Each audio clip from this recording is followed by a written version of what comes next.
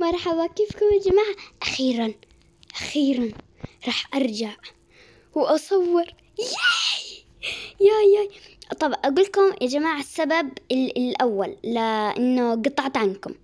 وشكرا لكل اللي سألوا. راح أحط تعليقات الناس الحبايب اللي سألوا، راح أحط صورتهم هسه، صورة التعليق. والمهم الاشي كمان، السبب الأول إني قطعت المدرسة، بس هذا مش السبب الحقيقي. السبب الحقيقي إنه النت قطع واليوم جبناه الحمد لله، يعني تمام. وراح أرجع لكم.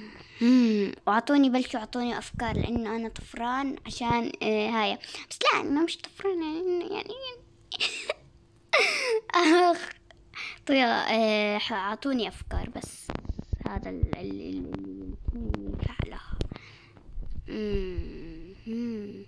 طيب يلا باي باي، وراح أرجع لكم إن شاء الله.